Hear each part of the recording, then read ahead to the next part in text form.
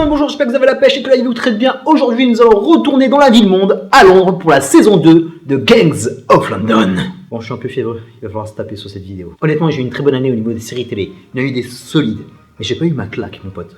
Tu sais, la série que t'as envie de press play dès la fin de l'épisode. La série qui te tabasse du début à la fin. Une sorte de Raoul quand il débarque dans Hotonoken ou Michael Jordan en fin de match, tu vois. Le mec qui met tout le monde d'accord. Et en 2022, j'ai eu de belles découvertes, j'ai eu de sacrées suites, j'ai eu aussi de très belles fins d'épopée. Mais je n'ai pas eu le petit plus qui me fait frissonner, qui me fait flipper, qui me fait frémir, qui me fait m'émouvoir avec des sentiments multiples. Et ce qui vient d'arriver du grand brouillard londonien.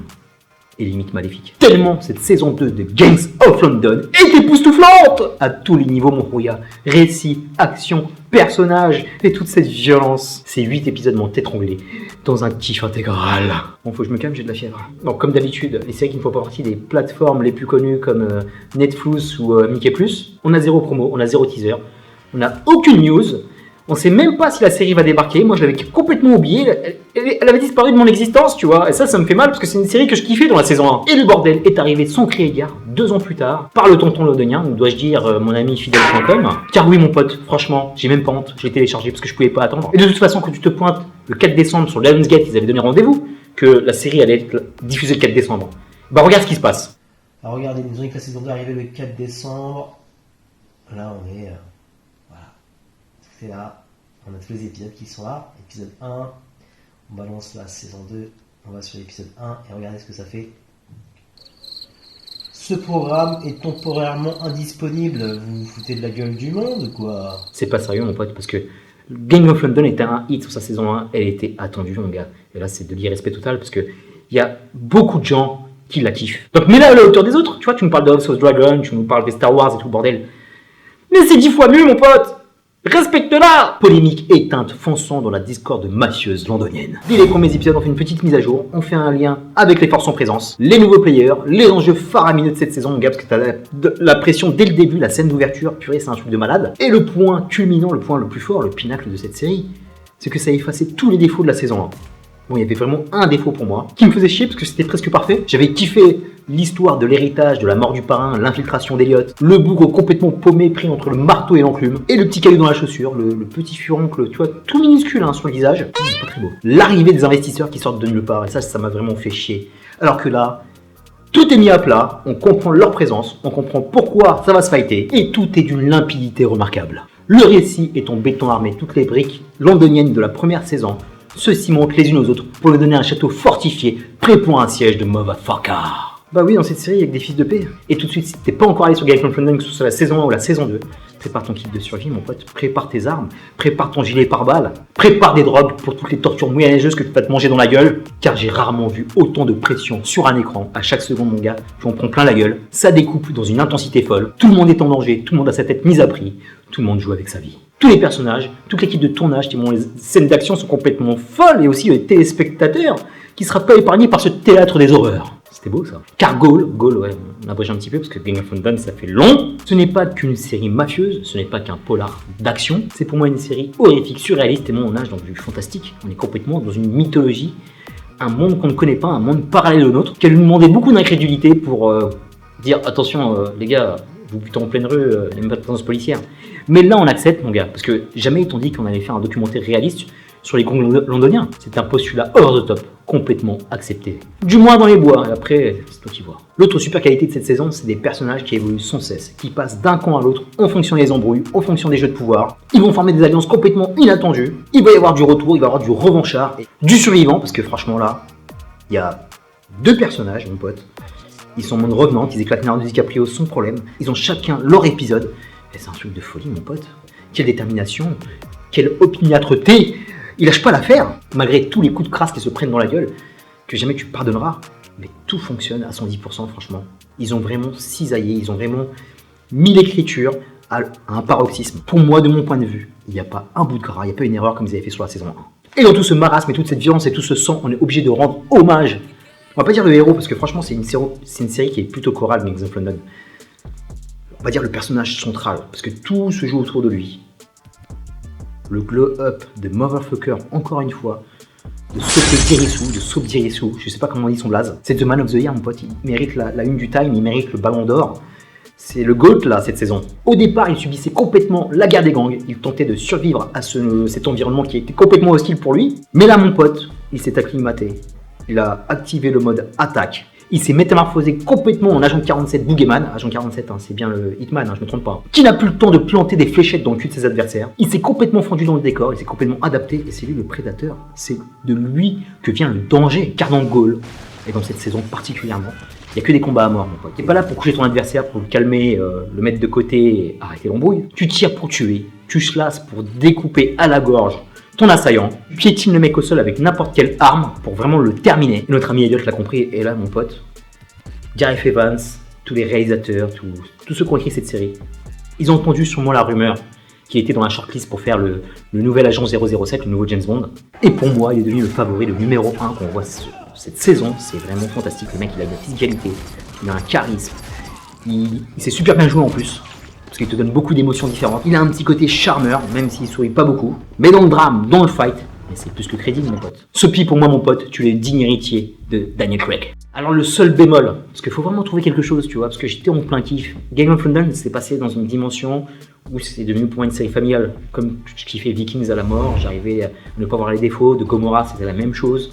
Peaky Blinders, c'est la même chose. Il y a toujours des séries comme ça, où quand tu press play, mon gars, t'es dans ton univers. Et Gangs, au bout de quelques épisodes de la saison 1, j'étais déjà dedans, mais là encore plus avec cette saison. La seule faiblesse qu'on arrive à ressentir, c'est que Gareth Evans, il est pas dans le coin. Il était à l'écriture, mais il a tourné aucun des épisodes parce qu'il était sur son film Netflix Havok, qui arrivera j'espère en 2023, rapidement, j'ai envie de voir un teaser s'il te plaît. Mais on a vécu quand même de super moments, des scènes d'action qu'on voit que dans ce genre de série. C'était fantastique mon pote.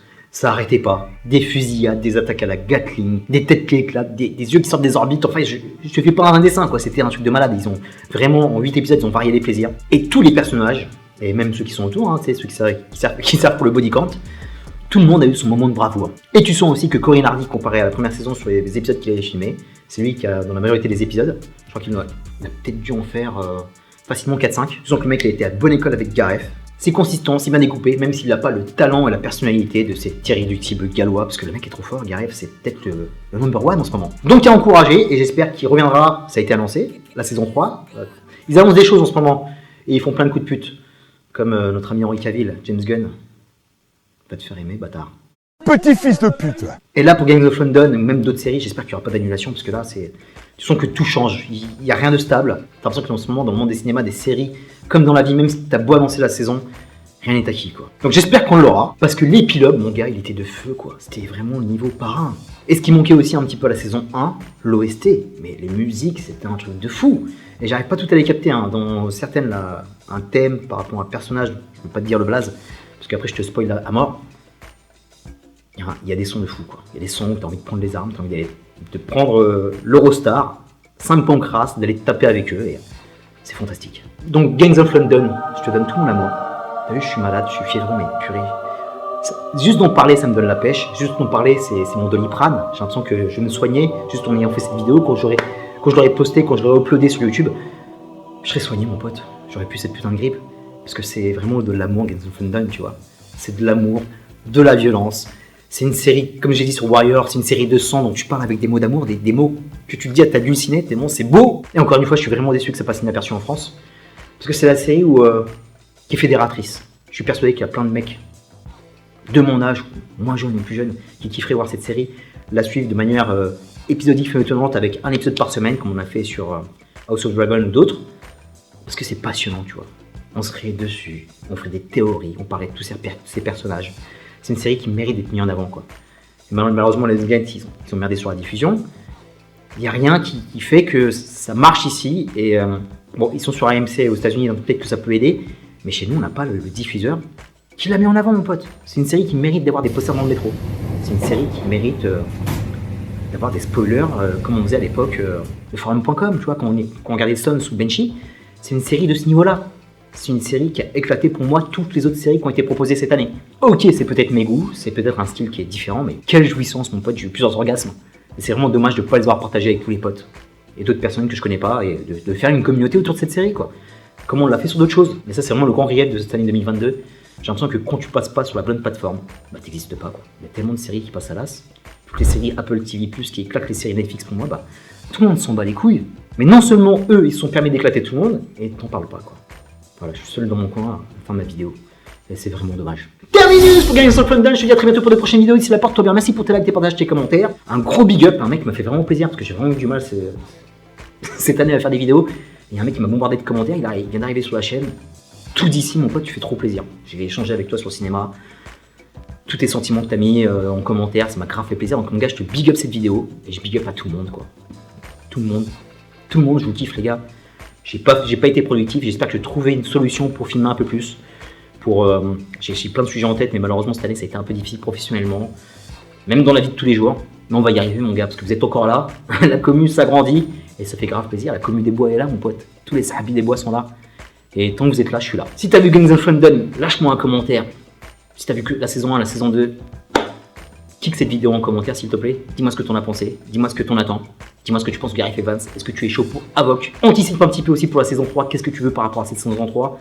Il manque quelques communautés. Je ne l'ai pas dit aussi, mais la série, elle s'est agrandie au niveau international. On a eu du français.